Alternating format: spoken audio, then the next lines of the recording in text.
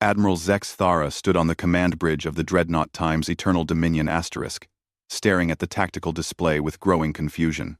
The massive warship, stretching nearly 3 kilometers in length, represented the pinnacle of Imperial Order engineering. Its hull gleamed with the dark metal that had conquered 1,000 worlds, and its weapon arrays could reduce entire planets to cosmic dust. Yet the humans were laughing. The transmission from the small blue planet had been playing on repeat for the past hour. Every time the Imperial ultimatum was broadcast to Earth's primitive communication networks, the response was the same. Uncontrollable laughter. Not the desperate, hysterical laughter of a doomed species, but genuine, belly-deep amusement that echoed across their radio waves. Admiral, Captain Vorthak approached with visible uncertainty. The humans have responded to our final warning. Zex Thara's 4 eyes narrowed as she turned from the viewport.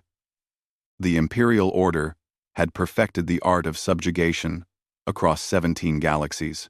Their protocol was flawless. Arrive with overwhelming force. Deliver the ultimatum. Accept surrender. Integrate the new species into the Order's vast hierarchy. It had worked on the crystal-based Zephyrians, the gas-dwelling Nephilim, and even the notoriously stubborn rock-eaters of Proxima 7. Play their response, she commanded, her voice carrying the authority that had crushed rebellions across the known universe. The main screen flickered to life, revealing a human male sitting behind what appeared to be a primitive wooden desk. He wore simple clothing and had an expression of barely contained mirth on his face. Behind him, other humans could be seen wiping tears from their eyes. The human began, consulting a piece of paper while trying not to smile. The Imperial Order of the Eternal Galaxy. This is President Martinez of Earth's United Nations. We received your message about surrendering unconditionally and joining your empire. He paused, took a deep breath, and continued. We're sorry, but we're going to have to decline your generous offer. Several humans in the background burst into fresh laughter. The president held up a hand. Now, don't get us wrong. We appreciate the invitation. Really, we do. It's just that. He glanced at someone off camera, who was apparently feeding him information. It's just that, according to our scientists, your entire fleet is powered by what we call nuclear fusion. Admiral Zex Thara felt her secondary hearts skip a beat. Fusion power was the most advanced energy source in the known galaxy. The technology had taken the Imperial Order 3 millennia to perfect. President Martinez continued. You see, we stopped using fusion for anything important about 50 years ago. We keep a few fusion plants around for nostalgia, kind of like how some people collect antique cars. But for real power needs, we use something a bit more efficient. Number 4. A louder 4. Alaun said. The camera pulled back to show a wall-mounted display behind the president. The image showed a massive ring-shaped structure floating in space, easily dwarfing the largest Imperial dreadnought. This is one of our smaller Dyson rings, Martinez explained casually. We've got about 40 of them scattered around our local star cluster. Each one captures and converts the entire energy output of a sun.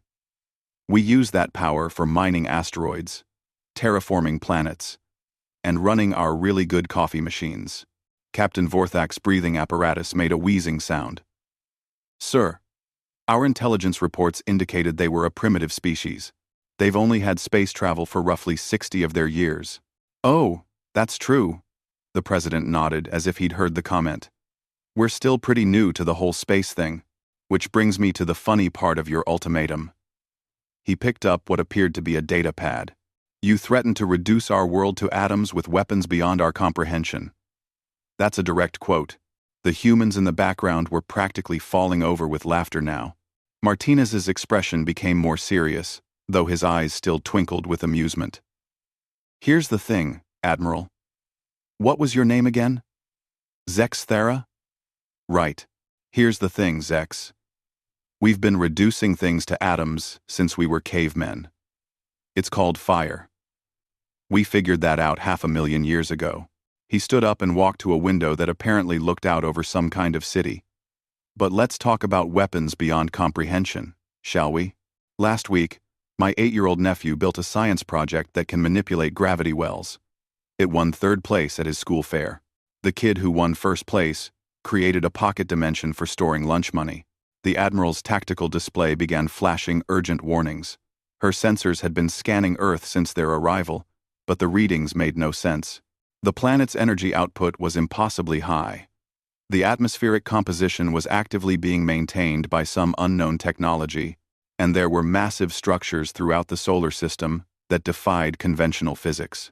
"Your ships are impressive," Martinez continued, walking back to his desk. "Really, they are. That dark metal construction, the fusion-powered weapon systems, the artificial gravity generators. Our historians tell me we built ships almost exactly like that about 30 years ago. We've still got a few in museums." He sat down again and leaned forward conspiratorially. "Can I tell you a secret, Admiral? The reason we're laughing isn't because we think you're weak or primitive. It's because this whole situation reminds us of something that happened to us once." The transmission paused as Martinez seemed to be gathering his thoughts. "About 20 years ago, we made contact with a species called the Hegemony. Big, scary empire that had conquered half their galaxy. They showed up with massive fleets, delivered ultimatums, demanded surrender. Sound familiar?" Admiral Zexthera's hands were trembling now, though she couldn't understand why. The Hegemony had fusion power, matter disintegrators, gravity manipulation, faster than light travel. All the classics. They were absolutely certain they were the most advanced species in the universe. They'd conquered hundreds of worlds with the exact same routine you just tried on us. Martinez smiled, and for the first time, there was something distinctly predatory about his expression. "We tried to explain to them that maybe they should reconsider. We offered them trade agreements, cultural exchanges, even some of our older technology to help them advance their civilization, but they insisted on conquest. They were convinced their weapons were superior." The president paused and looked directly into the camera, as if he could see through it to the Imperial fleet hanging in space above his planet. "Admiral Zexthara, do you know what humanity's greatest weakness is?" The question hung in the air like a challenge. "Our greatest weakness is that we're incurable optimists. We always hope that other species will be reasonable. We always try diplomacy first. We always offer the easy way out." His smile faded completely. "But eventually, even optimists run out of patience." The transmission ended abruptly, leaving the Imperial bridge in absolute silence. Captain Vorthak was the first to speak. "Admiral, should we begin the bombardment?" Before Zexthara could answer, every alarm on the bridge began screaming at once. The tactical officer's voice cut through the chaos. "Admiral, we're detecting massive energy readings throughout the system. Unknown vessels decloaking." 2. The main display shifted to show the space around Earth's star. Where moments before there had been empty void, massive structures were materializing. Ships that dwarfed the Imperial fleet, stations that could have housed entire populations, and weapons platforms that radiated power levels beyond anything in the Order's databases. "How many?" Zexthara whispered. "Thousands, Admiral. Maybe tens of thousands. And they're not just around Earth. They're throughout this entire star system. Some of these installations appear to be inside the star itself." Admiral Zexthara realized, with the cold certainty of a military professional, that her fleet had just flown into the most elaborate trap in galactic history. They weren't facing a primitive world ripe for conquest. They were floating in the territory of something that made the Imperial Order look like children playing with toys. The communication system crackled back to life, and President Martinez reappeared on the screen. This time, he wasn't alone. Behind him stood figures in what appeared to be military uniforms, and the casual, friendly atmosphere from before had been replaced by something much more serious. "Admiral," Martinez said quietly, "I really, really hope you're going to make the smart choice here. Because I've just been informed that you've entered our space with weapons, armed and hostile intentions declared." Our automated defense systems are currently asking for permission to respond. He leaned forward slightly. I can keep them on a leash for maybe another 10 minutes. After that, well, let's just say that the hegemony never got the chance to tell anyone else about their mistakes. The screen went dark, leaving the Imperial fleet alone with the slowly growing realization that they had just threatened something far beyond their understanding. And somewhere in the void around them, ancient weapons older than their empire waited patiently for the order to fire. The silence on the bridge of the Time's eternal dominion times stretched for exactly 47 seconds before Admiral Zex Thara made the only decision that might save her fleet. Her pride as an Imperial officer warred with her duty to the thousands of crew members under her command, but survival instincts won. "Stand down all weapons," she ordered, her voice carrying across the bridge like a death knell. "Signal the fleet. No aggressive actions." Captain Vorthak's breathing slits flared in shock. "Admiral, the Imperial Code states that we never retreat from primitive species. The Council will demand explanations." "The Council can demand whatever they want from my corpse," Zex Thara replied grimly, watching the tactical display. The human installations weren't just numerous. They were positioned with mathematical precision that spoke of intelligence far beyond anything the Imperial Order had encountered. If they want to court-martial me for keeping our people alive, they're welcome to try. The communications array chimed with an incoming transmission. This time, the signal wasn't coming from Earth. It was originating from one of the massive structures that had appeared near the system's outer planets. "Incoming message from human vessel designation, Diplomatic Solutions," the communications officer reported, struggling to pronounce the alien words. "Put it through," Zex Thara commanded. The main screen flickered to reveal a human woman in what appeared to be a formal uniform.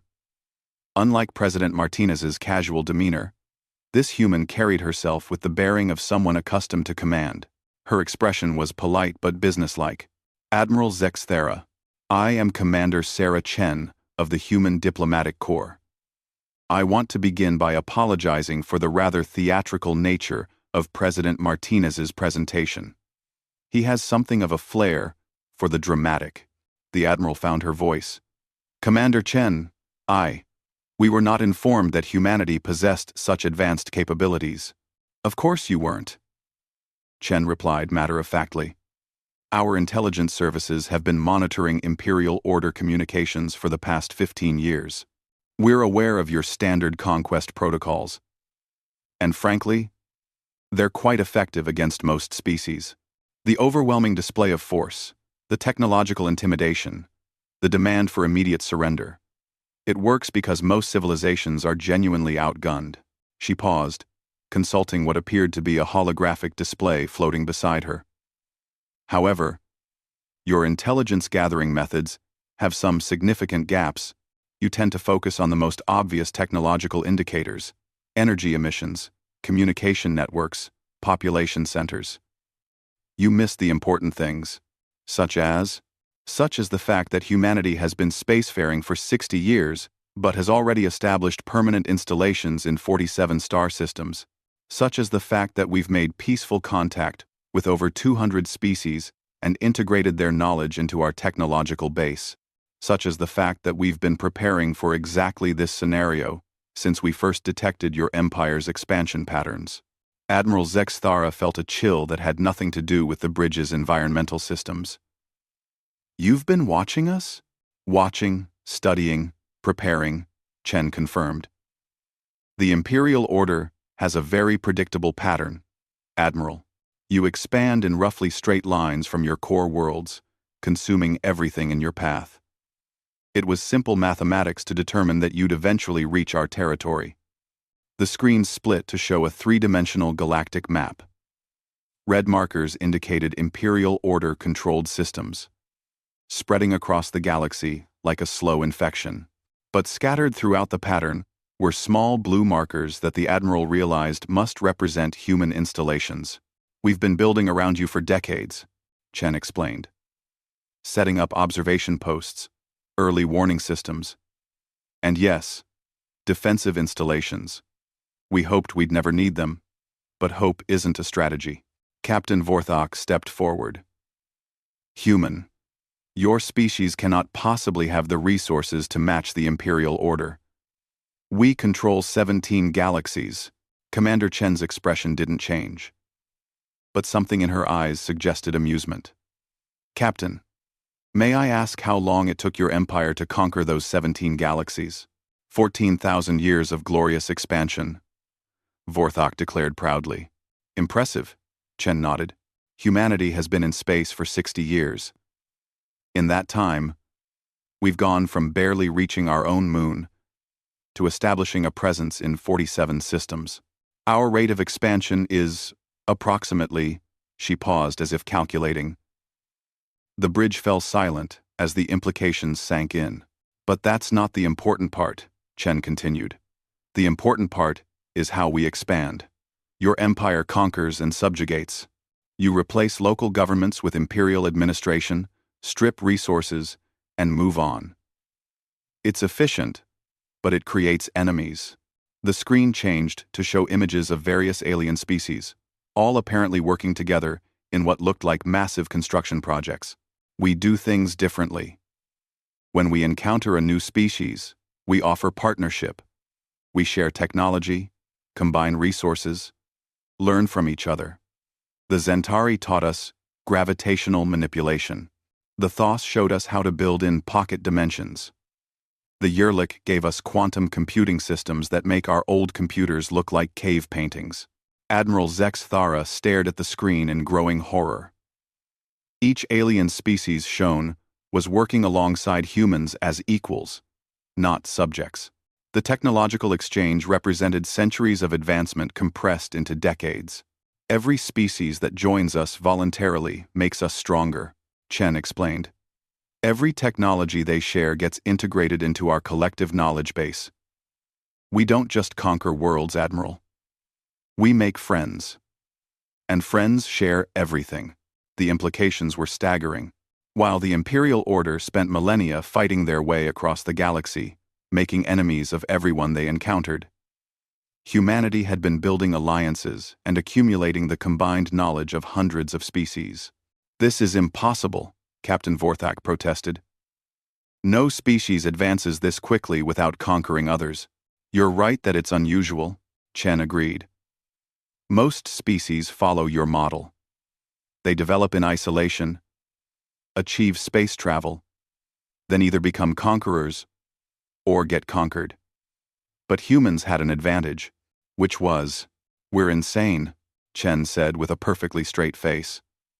Certifiably. Completely insane by galactic standards. Do you know what the first thing humans did when we achieved space travel was? Admiral Zex Thara shook her head, afraid to hear the answer. We strapped explosives to our backs and used them to fly around for fun. We call it rocket jumping. Most species develop space travel out of necessity, for resources or survival. Humans developed it because we thought it would be awesome. The commander's expression became more serious. Our insanity manifests in unique ways. Admiral, when most species encounter problems, they develop solutions. When humans encounter problems, we develop solutions. Then we figure out 17 different ways to use those solutions for things they were never intended for. She gestured toward the tactical display. Take those defensive installations your sensors detected. They weren't originally designed as weapons platforms. They're asteroid mining stations that we realized could also serve as defensive positions. The gravitational manipulation systems are actually terraforming equipment. The energy collection arrays were built to power our coffee machines, but they make excellent targeting systems. Coffee machines? Vorthok asked weakly. We take our coffee very seriously, Chen replied solemnly. The point is, human technology tends to be extremely versatile because we have a pathological need to tinker with everything. We can't build a simple tool without asking ourselves, but what else could this do? Admiral Zex Thara was beginning to understand the scope of the trap they'd flown into.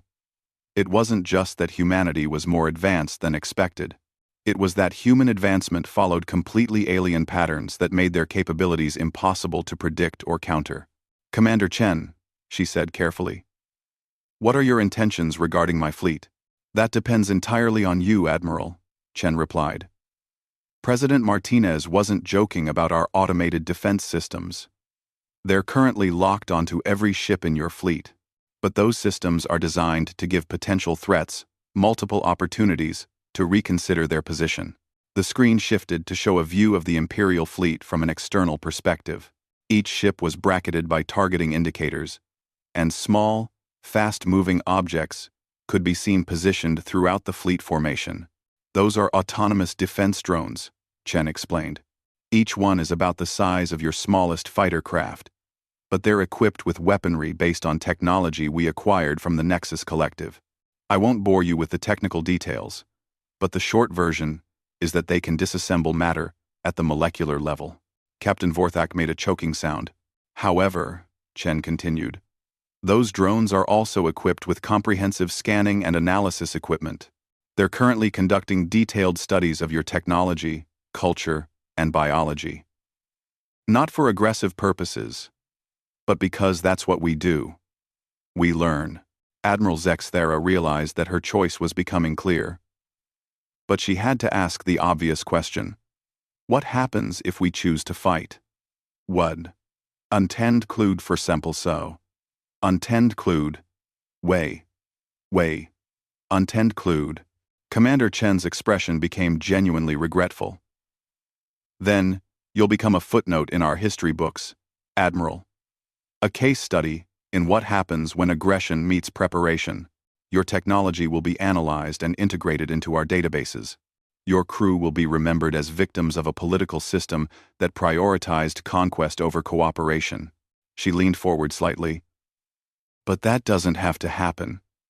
Humanity prefers the other option, which is friendship, Chen said simply. We've been monitoring Imperial Order territory for 15 years, Admiral.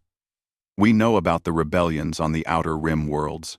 We know about the resource shortages in your core systems. We know about the political instability that's been growing in your government. The screen displayed a new image. Detailed intelligence reports about internal Imperial Order problems that were supposedly classified at the highest levels. We also know that many Imperial officers, particularly those stationed on the frontier, are beginning to question whether endless conquest is really the best path forward. Whether maybe, just maybe, there might be a better way. Admiral Zexthera felt something she hadn't experienced in decades. Hope. Not for victory, but for survival. And maybe, just maybe, for something better. Admiral Zexthera stared at the intelligence reports floating on Commander Chen's display, her four eyes moving rapidly as she absorbed information that should have been impossible for any outside force to obtain. Supply chain disruptions in the Kanthari sector. Political assassinations in the Imperial capital. Rebellion movements that the Order's own intelligence services had barely detected. How do you know all of this? She asked quietly. Commander Chen's expression remained neutral. Because we've been there, Admiral. Not physically, but through our network. Do you remember the hegemony that President Martinez mentioned? The species you dealt with 20 years ago? The species we integrated, Chen corrected gently. The hegemony had controlled 47 star systems for over 3,000 years. They had intelligence networks, spy satellites, sleeper agents, the complete works. When they joined us, all of that infrastructure came with them. The Admiral felt her secondary heart stop beating entirely. But the hegemony was just the beginning, Chen continued. Over the past 2 decades, we've welcomed 12 different galactic powers into our alliance. Each one brought their own intelligence capabilities, their own technological specialties, their own knowledge of how empires like yours operate. The display changed to show a complex network diagram spanning multiple galaxies. Thousands of connections linked various species, trade routes, communication networks, and information sources. At the center of it all was a small blue marker labeled Soul System. The Vorthak Collective gave us quantum communication technology that lets us maintain instantaneous contact across galactic distances. The Zeraphim taught us how to build undetectable observation posts, The Mordal showed us how to infiltrate and monitor authoritarian government systems without triggering their security protocols. Captain Vorthak stepped forward, his breathing apparatus working overtime. You're saying you've been spying on the Imperial Order for decades? Not spying, Chen replied. Observing, learning, preparing for the day when your expansion would inevitably bring you into contact with us. She paused, consulting her holographic display. We know about Operation Eternal Harvest. Admiral, the plan to strip mine the Goldilocks worlds in this sector. Admiral Zexthera's blood turned to ice. Operation Eternal Harvest was classified at the highest possible levels. Only a dozen individuals in the entire Imperial Order were supposed to know about it. We know about the resource crisis that's driving your expansion, Chen continued relentlessly. Your core worlds are depleted. Your population is becoming restless. Your military is overstretched trying to control rebellions across 17 galaxies. The Imperial Council is planning one final massive expansion to secure enough resources to maintain control for another 1,000 years. 1. The human commander leaned back in her chair. The problem is, that plan requires destroying approximately 40 billion sentient beings across 300 inhabited worlds. We consider that unacceptable. What do you want from us? Admiral Zexthara asked, though she was beginning to suspect she already knew the answer. We want to offer you the same thing we offered the Hegemony, the Vorthok Collective, and all the others, Chen replied. A choice. The screen split to show two different images. On the left was a tactical projection showing the current positions of both fleets. On the right was something that looked like a conference room filled with representatives from dozens of different species, all apparently engaged in peaceful discussion. Option 1, Chen explained, indicating the tactical display. You attempt to carry out your original mission. You try to conquer Earth, strip our resources, and integrate our territory into the Imperial Order. She paused. This will not end well for you. End well. And option 2? Option 2 is that you come aboard our diplomatic vessel, meet with our representatives, and learn about something we call the Galactic Cooperation Initiative. It's a voluntary alliance of species dedicated to mutual advancement, resource sharing, and peaceful exploration. Admiral Zexthara studied the conference room image. She could see species she recognized. Former enemies of the Imperial Order who had supposedly been extinct for centuries. They were sitting alongside completely unknown aliens, all apparently working together on some kind of massive project. The species in that image, she began slowly, some of them are supposed to be dead. Dead according to Imperial Order records, Chen agreed. But empires have a tendency to declare entire species extinct when those species become inconvenient. It's easier than explaining why they disappeared from Imperial territory. Her expression hardened slightly. The truth is, many species have been quietly evacuating Imperial space for decades. They come to us. We help them relocate to safer territories, and the Imperial Order assumes they've been eliminated. The implications hit Admiral Zexthara like a physical blow. The Order's seemingly inexorable expansion across the galaxy hadn't been as successful as reported. Species hadn't been conquered and integrated. They'd been fleeing to join humanity's alliance. How many? She whispered. How many have joined us? Currently, we have active partnerships with 237 species. How many have we evacuated from Imperial territory? Another 63 species, representing about 12 billion individuals. Captain Vorthok made a sound that might have been a whimper. 12 billion people. They just vanished from our databases. They didn't vanish, Chen corrected. They escaped. We've been running what you might call an underground railroad for the better part of 15 years. Every time the Imperial Order targets a system for conquest, we offer the inhabitants an alternative. The display changed to show evacuation operations. Massive ships, moving entire populations to new worlds. Advanced terraforming equipment, preparing planets for habitation, and what appeared to be celebration ceremonies as refugees were welcomed into their new communities. We call it the Freedom Protocol, Chen explained. When Imperial forces arrive to demand surrender, we've often already evacuated anyone who doesn't want to stay. and fight. What you end up conquering is usually empty worlds with automated systems designed to make you think you've achieved a victory. Admiral Zex Thara realized with growing horror that the Imperial Order's recent conquests might have been largely meaningless. They'd been claiming empty systems while the populations they'd intended to subjugate had already escaped to freedom. "This is impossible," she protested. "Our intelligence networks would have detected such massive population movements." "Your intelligence networks are designed to detect military threats and political rebellions," Chen replied. "They're not designed to detect coordinated humanitarian evacuation efforts, conducted with technology far in advance of your own." Commander Chen stood up and walked to what appeared to be a large viewport. Through it, Admiral Zex Thara could see one of the massive human installations, a ring-shaped structure that seemed to bend space around itself. "Admiral, I want you to understand something crucial. Humanity doesn't want to fight the Imperial Order. War is wasteful, destructive, and ultimately pointless. We'd much rather convert you." "Convert us?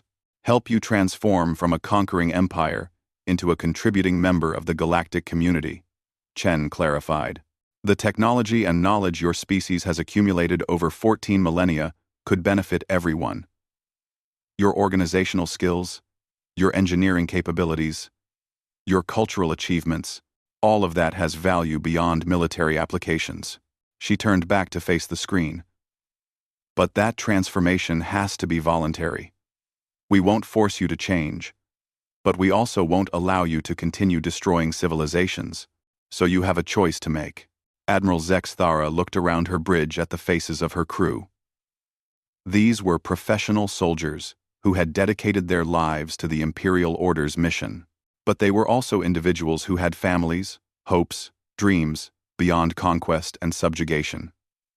She could see in their expressions the same conflict she felt in her own hearts. "What would happen to my crew? To my fleet?" she asked. "That depends on what they want," Chen replied. "Some of your people might choose to return to Imperial space and work for change from within. Others might decide to stay and contribute to our alliance. Still others might want to explore options we haven't even discussed yet." The communications officer suddenly spoke up. "Admiral, we're receiving priority transmissions from the Imperial Core. The Council is demanding an immediate report on conquest progress." Admiral Zex Thara looked at the communication panel, then at the human commander on the screen, then at her crew. For the first time in her military career, she was faced with a decision that could change everything. "Commander Chen," she said slowly, "if I were to accept your invitation to discuss this cooperation initiative, what assurances do I have that this isn't some elaborate trap?" Chen smiled, and for the first time since the conversation began, her expression was genuinely warm. "Admiral, if we wanted to destroy your fleet, we would have done it the moment you entered our space. The fact that we're having this conversation at all should tell you something about our intentions." She paused, then continued more seriously. "But I understand your caution. How about this? Bring a small team aboard our diplomatic vessel, tour our facilities, meet some of the species who have joined us voluntarily. See for yourself what we're offering. And if I decide this isn't for us, then you return to your fleet and leave our space peacefully. We'll even provide you with updated star charts showing which systems we consider under our protection, so you can plan your future expansion routes accordingly." Admiral Zex Thara realized that she was being offered something unprecedented in the history of the Imperial Order. A genuine choice. Not surrender or destruction, but an opportunity to see an alternative way of existing in the galaxy. She looked one more time at her crew, at the tactical display showing the overwhelming force arrayed against them, and at the conference room image showing dozens of species working together in apparent harmony. "Very well, Commander Chen," she said finally. "I accept your invitation, but I want to bring my senior staff with me. We can set in." End quote. "Of course, we'll have a shuttle standing by to transport your group within the hour." The transmission ended, leaving the bridge of the Time's Eternal Dominion times in thoughtful silence. Captain Vorthak spoke first. "Admiral, what do we tell the Imperial Council?" Admiral Zexthera looked at the communication panel that was still flashing with urgent messages from the core worlds. Messages demanding reports on conquest progress, resource acquisition, and subjugation statistics. "We tell them the truth," she said quietly. "We tell them that we encountered something unprecedented. Something that might change everything we thought we knew about how civilizations should interact with each other." She turned to face her crew one final time as their commander in the Imperial Order. "And then, we decide what kind of future we want to build."